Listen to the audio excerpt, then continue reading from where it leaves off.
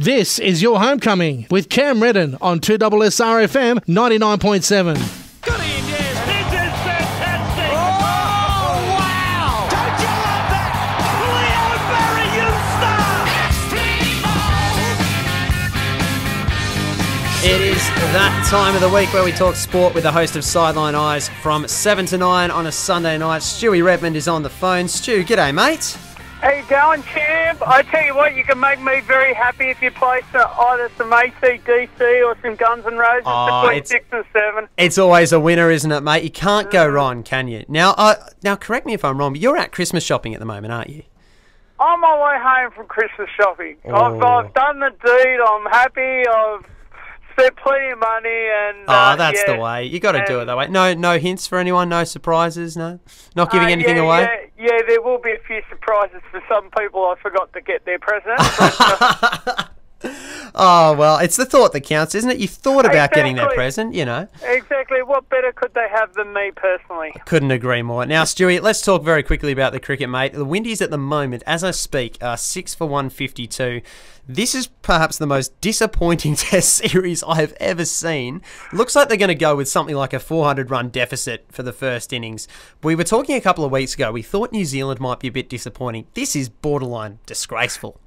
Well, I think you summed it up in the first few moments where you said we'll talk very quickly about the game because right. I think that's going to happen to the game. It's going to be a very quick game. Have they got anything to offer this? I mean, I know we've talked before, and there was a little bit of criticism aimed at Cricket Australia for bringing two sides that were maybe not in the upper tier, not your India or your South Africa or your Ashes. I feel like this is, in a way, this is kind of confirmed those worries that this series is very quickly going to peter out.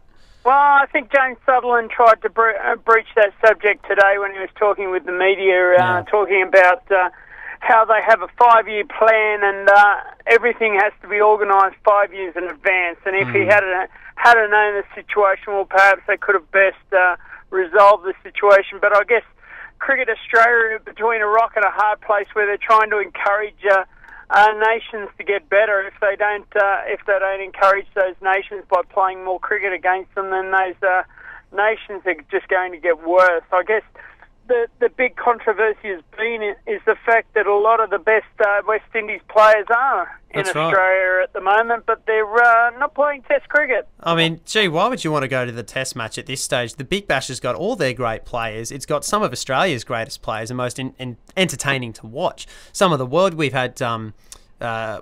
Was it Jayawardene that signed with the Adelaide Strikers earlier in the week? Mahela Jayawardene, former Sri Lankan captain. I mean, gee, it's a hell of a product, the Big Bash. It's going to go off again this year, and gee, it's making Test cricket look a little bit dodgy. Just on that note as well, we saw a couple of days ago that the West Indies absolutely capitulated before a Cricket Australia 11. These guys were, 21, the average age? Why don't we, I think we had one maybe 10 or 15 years ago, why don't we bring back the old Australia versus Australia A games? Because there were some rippers there.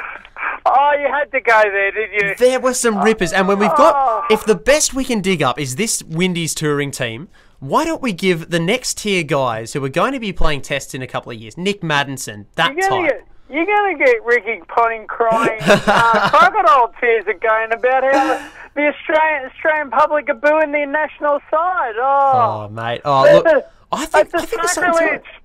I really think there's something to it. I mean... mate, I can't believe you're going there. I'm going to go there, and I tell you what, I'm going to keep going down that line until the Windies can put out a decent touring team in Australia. They haven't won a series here in a long time. Since 92, I think, was the last time.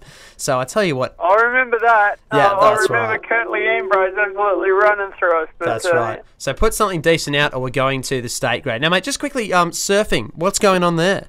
Yeah, well, Sally Fitzgibbons put her all in last weekend and made it through to the final, but unfortunately Carissa Moore managed to win on her home patch, and she ended up being a 3-time world champion, so congratulations to her. There are some rough waves out there too, aren't there?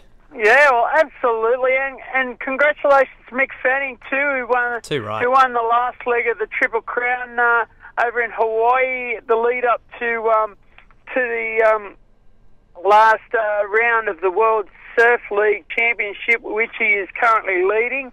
And I reckon the surf is absolutely pounding a real pack today. And he got through the first round, so he's through to round 3. But he did that last time and got eliminated in round 3. It's a tough ask, Let's hope he can keep it up. And if Mick Fanning wins this event or goes right through to the end, he's going to be crowned world champion for the 4th time, and he'll equal the likes of Mark Richards as Australia's greatest ever world surfing representative of Australia. He's a ripper, Mick Fanning, absolute ripper. And just quickly, I want to touch on the V8s as well. Frosty, Mark Winterbottom taking out the title. He's just a legend, isn't he? Yeah, absolutely. That's fantastic too for the Pepsi Max team. And if you don't mind me giving them a bit of a plug, one of my sponsors, Natara Seafood, are actually giving away a Pepsi Max sponsored surfboard. So you've got to hit their store by Wednesday this week. They're the best seafood in the Shire, mate, and they are great supporters of Sideline Eyes. And we've got a fantastic show this weekend where we're talking to Steve Mole, who's usually our tennis correspondent, but we're going to be talking a little bit of mountain biking this weekend. Right.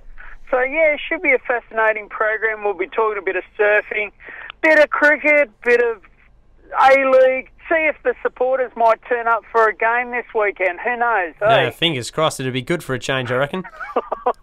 Good on you, Stewie. It's Sideline Eyes, 7 to 9 on a Sunday night. Stu Redman, thank you, mate. I'll chat to you next week. This is your homecoming with Cam Reddin on 2SSR.